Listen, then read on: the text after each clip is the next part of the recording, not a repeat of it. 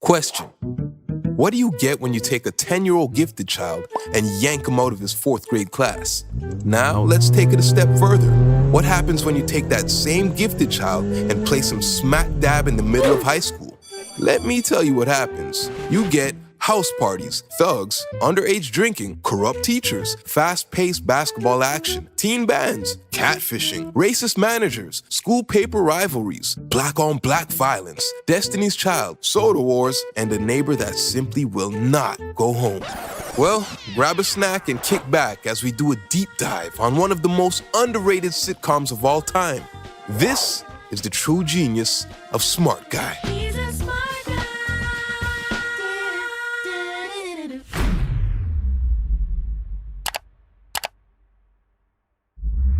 1997, a time when the Spice Girls were thriving.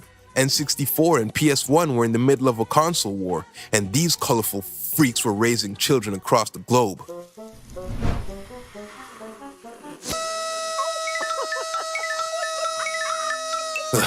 Disgusting.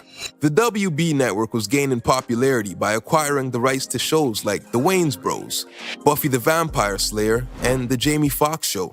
On March 26, 1997, WB would air the pilot episode to their newest acquisition, Smart Guy, created by Danny Kalis, a show based in Washington, D.C., and it focuses on a 10-year-old boy genius named T.J. Henderson, played by Taj Mowry. TJ was bored and uninspired in elementary school, so he was bumped up 6 grades. This landed him in grade 10 at Piedmont High School. He would now share the same hallways as his older brother and sister, Marcus and Yvette, played by Jason Weaver and Essence Atkins, respectively. Also, who could forget the next-door neighbor, Mo, played by Omar Gooding. Yes, that's Cuba Gooding Jr.'s younger brother. Upon TJ's enrollment to Piedmont High, Marcus felt jealous, as everyone in school was fond of the new cute little kid. And it doesn't help when TJ outshines his older brother on the academic side of things. A number that is the root of a polynomial equation with rational coefficients. So let's start the breakdown from the very first thing we see in every episode, the intro.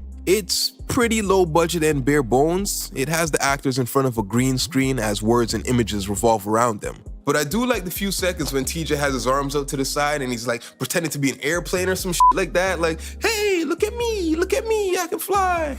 It's kind of cute. As for the intro song itself, it's pretty good, but easily the most memorable part of the song is the one-liner by Mo. You could say that he's right, granny gifted, whatever. Your brother is smart. Something about that delivery is absolute perfection. Your brother is smart. I don't care who you are or how cool you think you might be.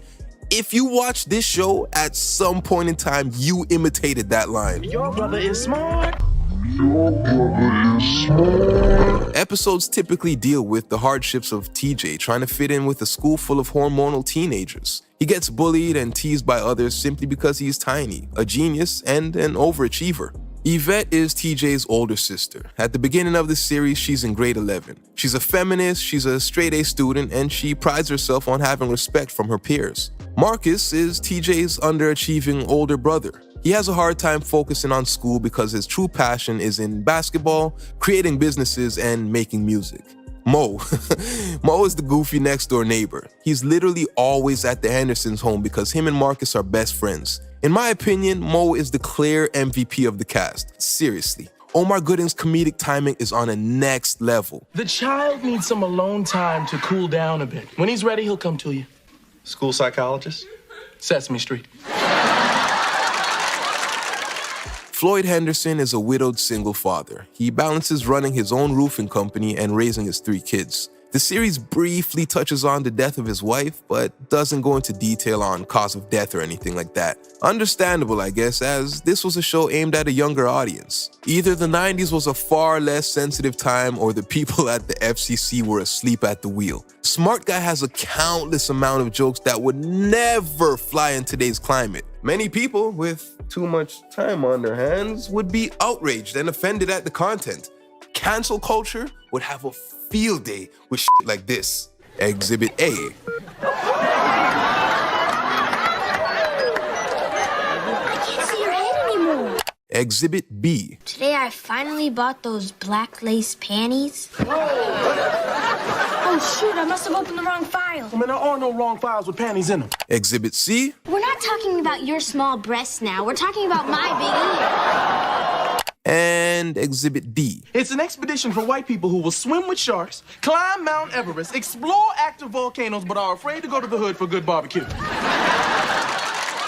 Smart Guy touches on some serious moments, teaches a bunch of life lessons, and has a wide range of creative adventures. It never feels repetitive. The series showcases a bunch of wholesome moments that you rarely see portrayed about a black family on television. I really appreciate the inseparable bond between Mo and Marcus. They fight over girls, money, girls, band positions, girls, sports, and many other things. But no matter what, they always end up dapping it up.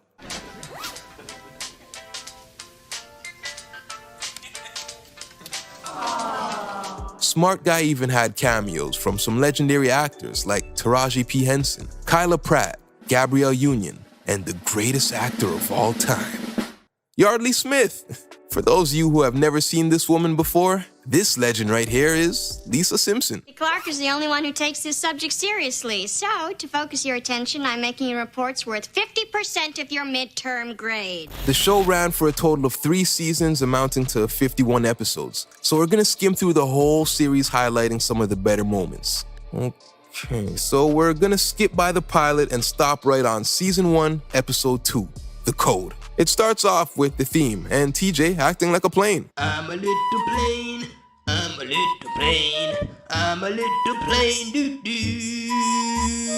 Okay, so Mo takes up smoking because he heard women are attracted to bad boys. As Mo smokes a bogey in the washroom, TJ walks in. After hearing the bell, Mo outs the cig and heads to class. The principal smells smoke and busts into the washroom. After receiving some pressure, TJ straight up snitches on my boy Mo. I know you tough guys like to try and It protect was you. Mo, short for Morris. Morris L. Tibbs. Grab an axe and I'll take you to his life. After Marcus heard his younger brother is a snitch, he sat TJ down and told him about the code. You know the code? No snitching. Can't be in high school telling on people. So TJ had to learn this the hard way as he becomes the most hated kid in school. After hearing rumors that a rival high school plans to vandalize Piedmont's scoreboard, Marcus, Mo, and tweaked out Lester head out to defend their turf, and they tell the snitch he can't roll with them. Unfortunately, this was a decoy. While defending the scoreboard all night, the rival school snuck in and defaced the Piedmont mural. I give you the 1997 Piedmont Varsity starting 5.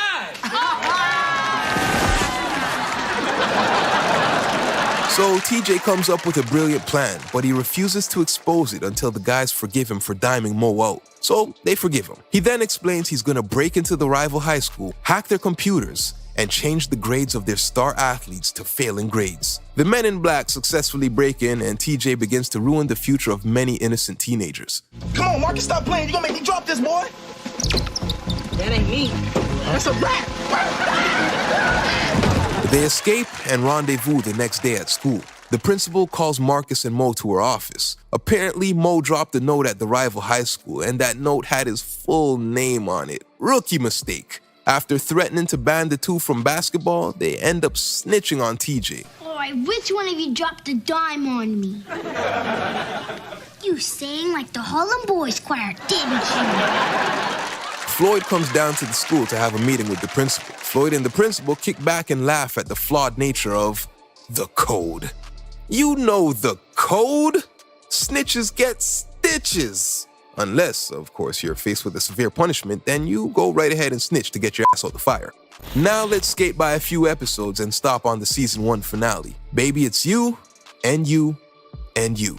A school dance is coming up, and Yvette is the coordinator. She has to come up with a theme, so an excited TJ starts pitching ideas. After coming back to reality and remembering he's a 10-year-old and no self-respecting high school student will want to be his date, he starts to downplay the event, saying it's stupid and he wouldn't be caught dead there. Yvette comes to the conclusion that TJ is in denial and he really wants to go. He's just ashamed he has nobody his age to be his date. Meanwhile, Floyd is trying to finalize a deal with a reverend. Turns out the roof of the church needs to be redone, and this could be a major payday for Floyd. So to get on the good side of the reverend, Floyd pimps out TJ. Since the reverend's daughter loves dancing, Floyd arranges for her to be TJ's date.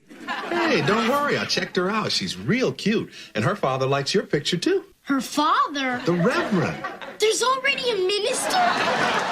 Immediately after Floyd leaves the room, Marcus barges in and announces that he found TJ a date as well. TJ explains he already has a date, but Marcus forces him to go tell their dad he's canceling on the Reverend's daughter. He goes downstairs to call off the date, but he overhears his dad on the phone with the Reverend. They just closed the roofing deal, and TJ thinks if he calls off the date, the Reverend might call off the agreement. As soon as Floyd leaves to take care of business, Yvette walks in and announces she found TJ a date as well. So now, being in a jam, now having 3 dates, now faced with an almost impossible task, Marcus gets the one person who is built to handle the situation. You and your daddy arrive at Reverend Sims' house A to pick up girl 1.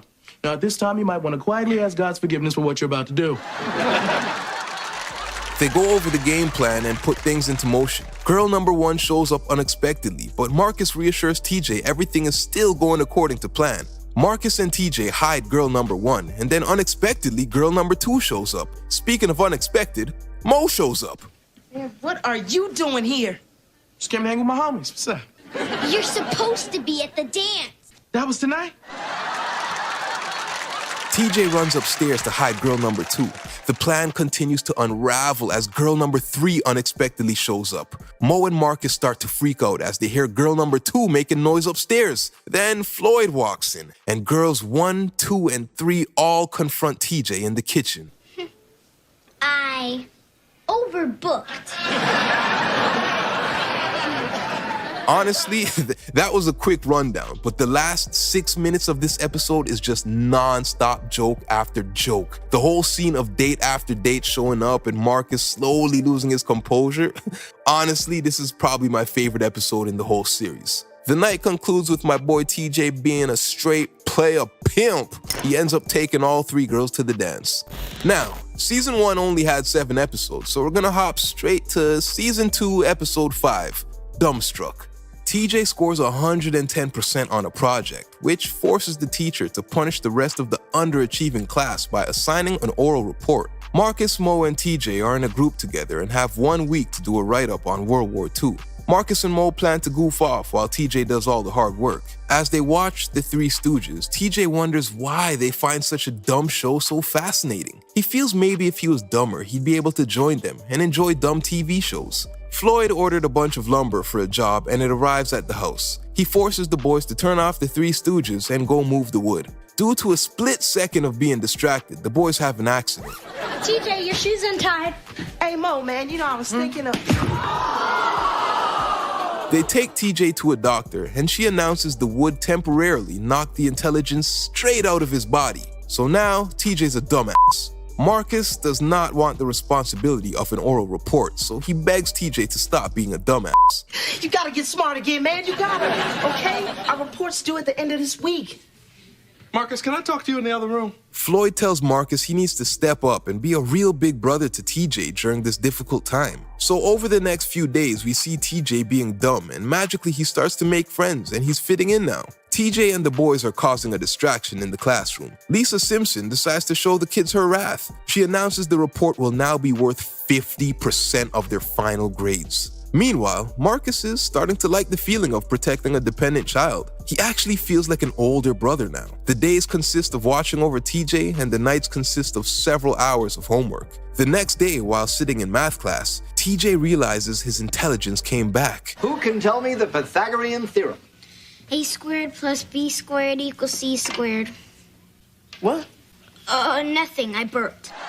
But TJ continues to pretend he's a dumbass. This new life and new relationship he's built with his brother is far greater than being the annoying smart kid. After Floyd finds a quantum mechanics book hidden inside of a comic, he confronts TJ. The secret's out. TJ confesses and explains everyone likes him better as a dumbass. Floyd tells TJ that he should probably stop pretending to be a dumbass. But at the same time, he's free to let everyone know that he's smart again whenever he's ready to do so. The big day. Presentation day. The 3 go to the front of the class to present their report on World War II. Having a nervous breakdown, Marcus freezes up and forgets everything he learned. We then hear his panicked thoughts. I'm blanking here. I know this stuff. I studied forever. Then we hear the worried concerns inside TJ's brain. Marcus is panicking. I could help him, but then everybody will know I'm smart again. Now, let's see what Mo's thinking at a crucial time like this.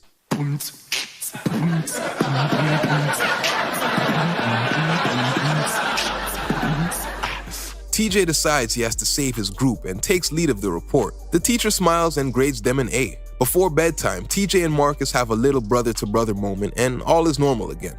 Now, let's skip a few more episodes and put it in park at Season 2, Episode 19, Strangers on the Net. The episode kicks off with the kids bothering Floyd for money. TJ wants some video games, Yvette wants some earrings, and Marcus wants to go halves on a car. Floyd says he ain't buying anything for anyone. That's when Marcus reveals that him and Mo bought a car for a whopping $600. We fast forward a bit to where TJ has a girl, alone, in his room, in bed. I just want to point out, this right here is some real black household shit.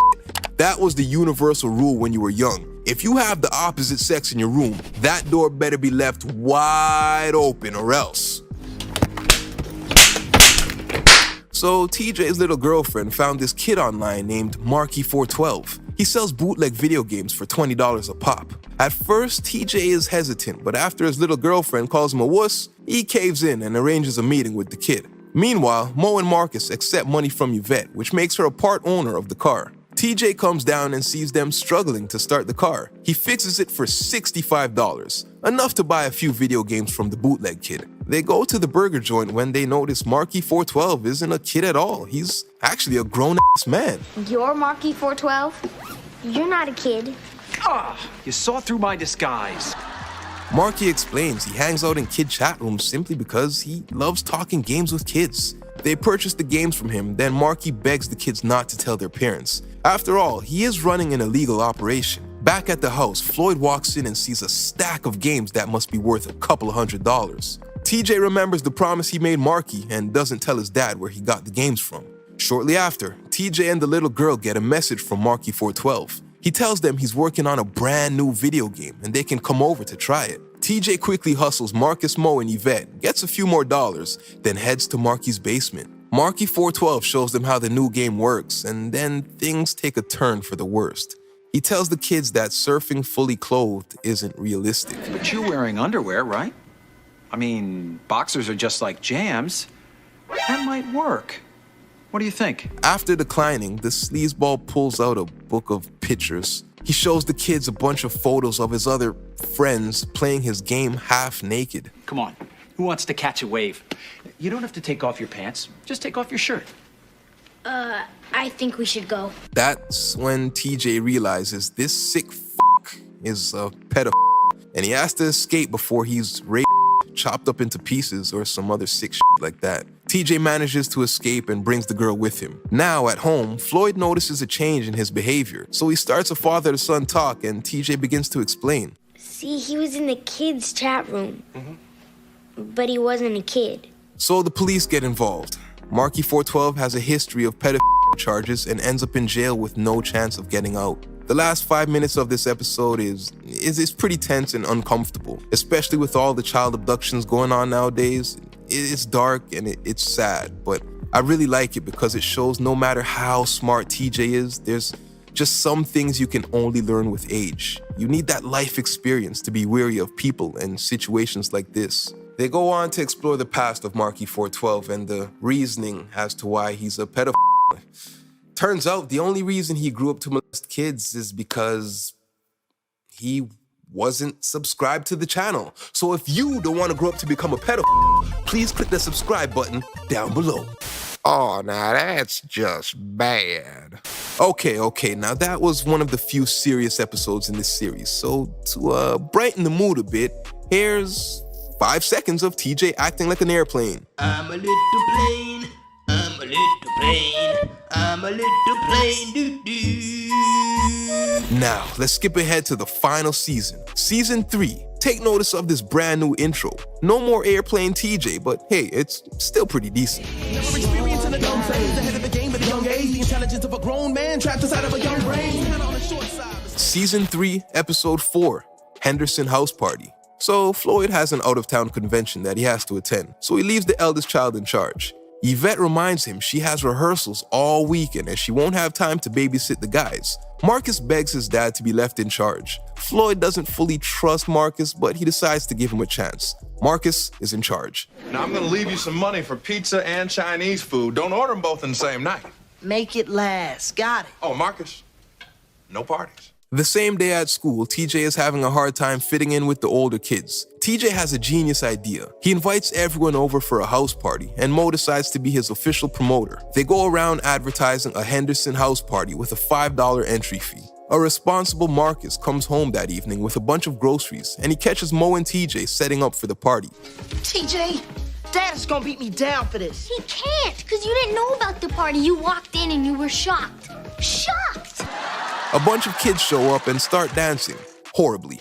All throughout the night, TJ has to remind everyone that it's his party, as he doesn't want Marcus getting the credit. The horny teens begin to slow dance, but TJ is too short to dance with anybody. It'll be a tits on head kind of situation. He goes up to his room to be sad, but some kids are in there drinking beer. So the kids kick him out of his own room. A young lady is getting harassed by some punk named Lewis. So to get rid of him, Mo sends him across town to buy some ice. Turns out one of the teens couldn't find a babysitter, so he brought his younger sister. TJ ends up hanging out in the garage with the girl and has a good time talking and dancing. Meanwhile, the party is slowly getting out of hand. People are drinking, dancing closely, and there's a slip and slide contest happening in the kitchen. Yvette comes home from rehearsal to break up Marcus's party.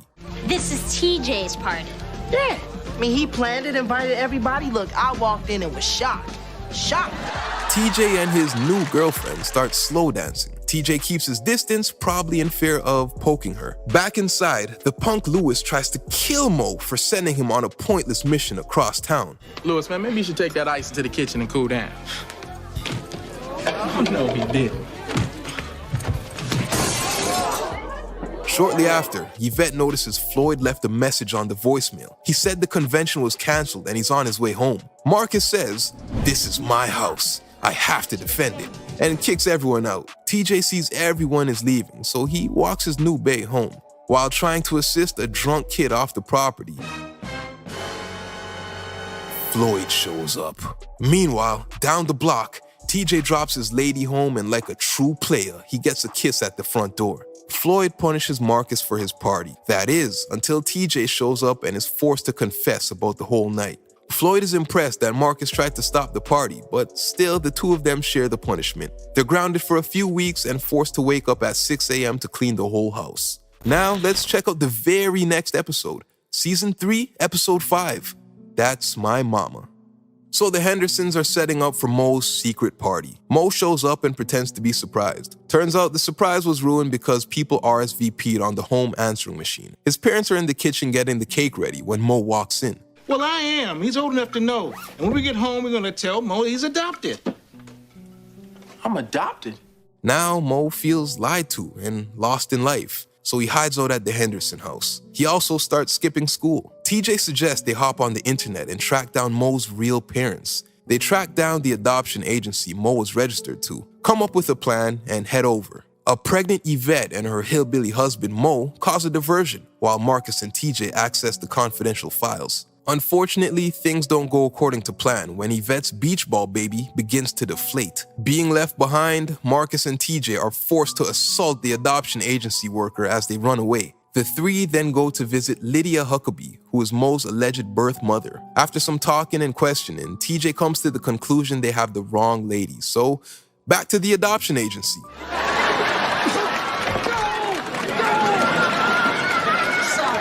Now, with the correct information, the three head over to visit Sheila X. They get to talking, and Mo's mother reveals she doesn't even know who his real father is. She was living young, wild, and reckless. She accidentally got pregnant, and because she wanted to travel the world, she put him up for adoption. Meanwhile, back at the Henderson home, Mrs. Tibbs is explaining to Floyd why they adopted Mo in the first place.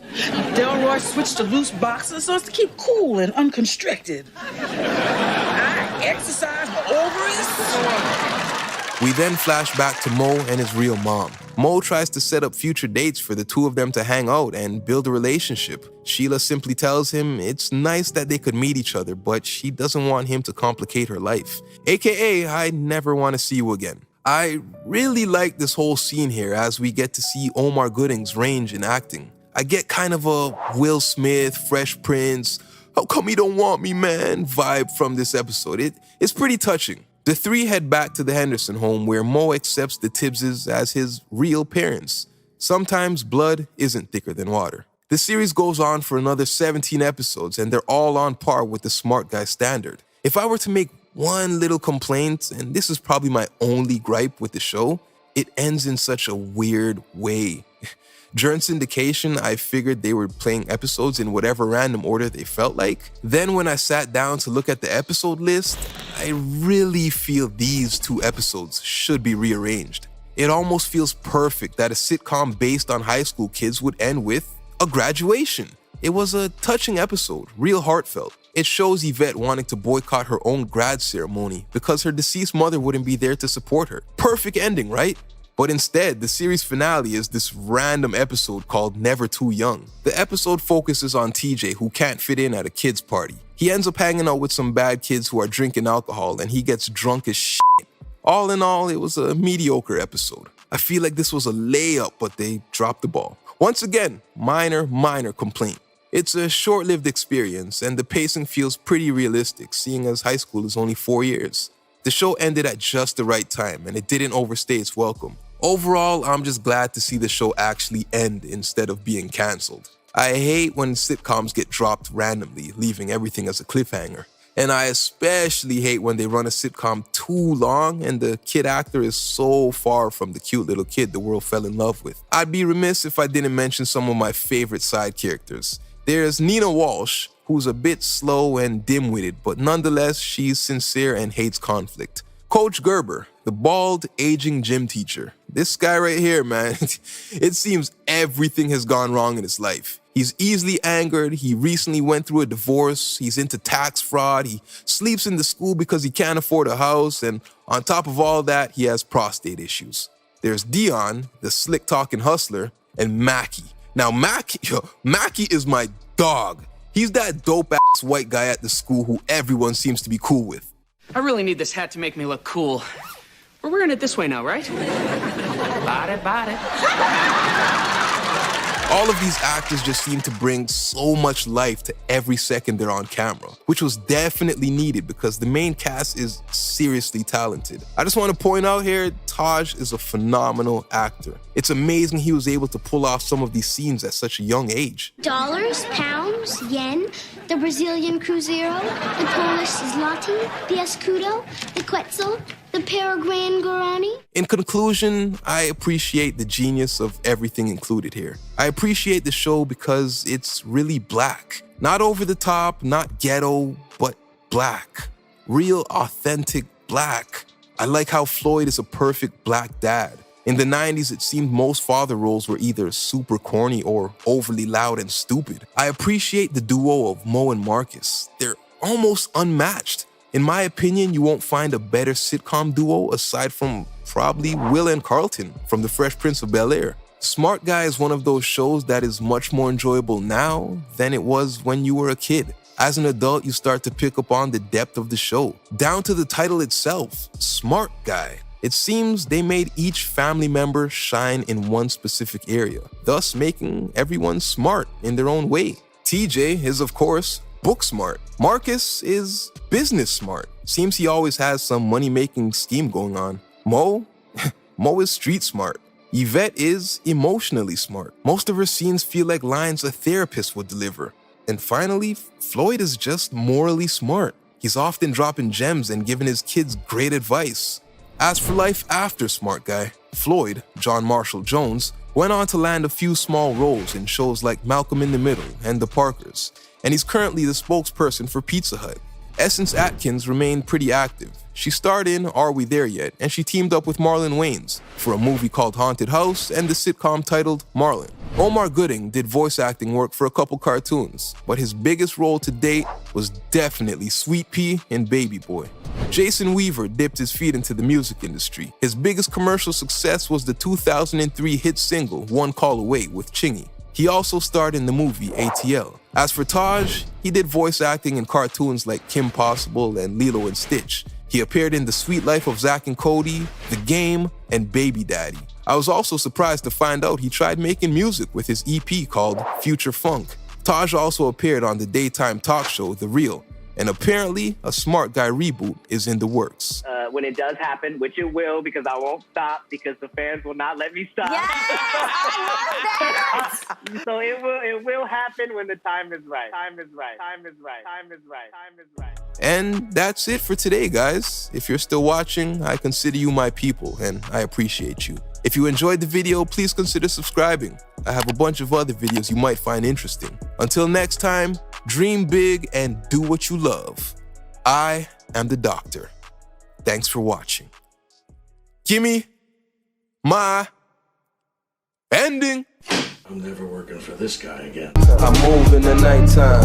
Shit, everything I do in the nighttime.